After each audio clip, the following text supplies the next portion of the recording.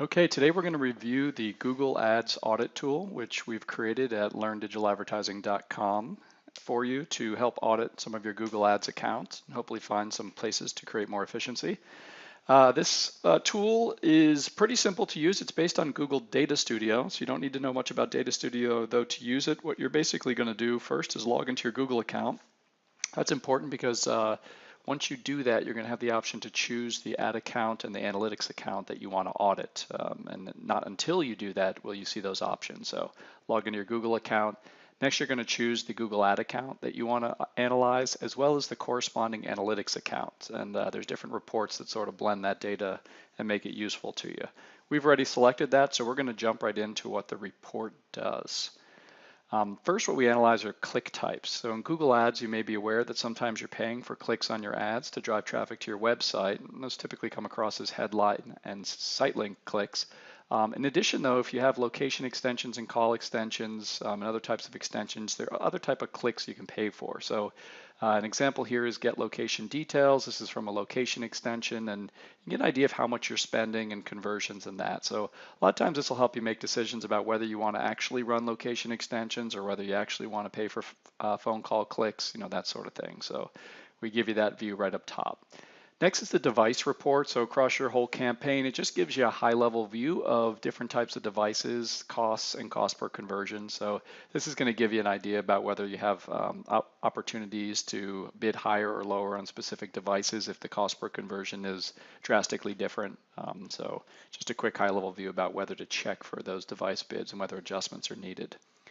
As you go down the audit, you're going to see location analysis. We admit to this, and I think a lot of managers have accidentally run ads in geos where they did not intend to. So this is just a quick view of where your ad units are running. So you get the country, state, and city view for each.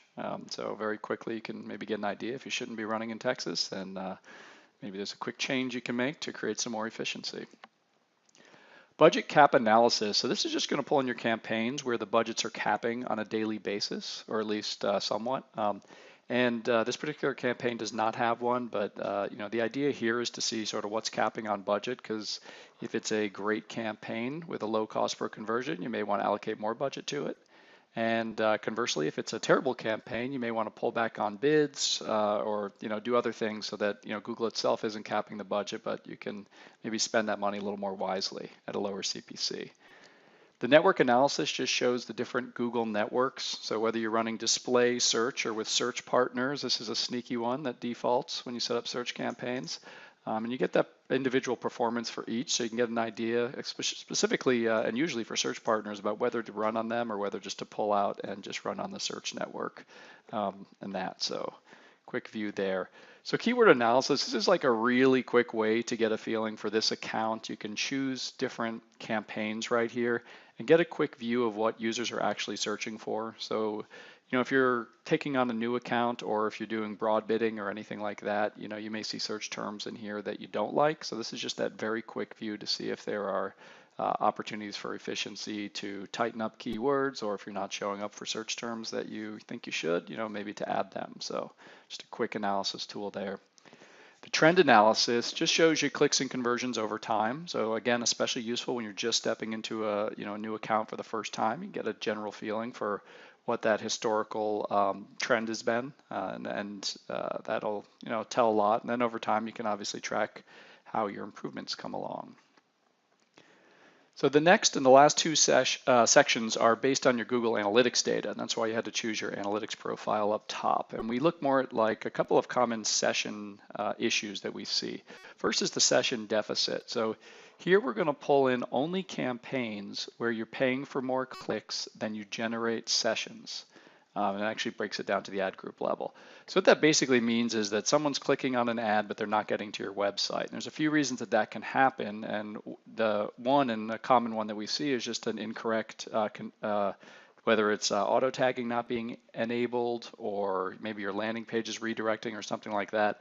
This is really just meant to highlight to make sure that all of your account stuff is set up correctly. But sometimes there are natural deficits. So if you are paying for phone call clicks or directions or something like that, you're going to see a deficit there. But this is just going to highlight the campaigns that have the largest deficit. And the way we usually look at this is if there's a large deficit is to basically look into that campaign and make sure all the tracking is set up the way we want it to, just so we know we have the right data.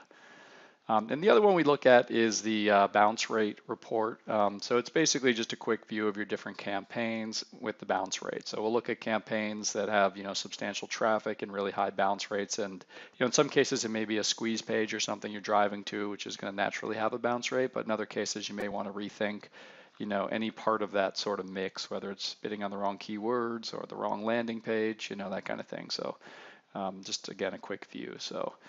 As we mentioned, this tool is meant to just be a starting point, so you can dive in, get more detail on your campaigns. But we hope it helps you, and hopefully it uncovers a couple of inefficiencies for you and saves you some money. Best of luck. Appreciate your comments. Thanks.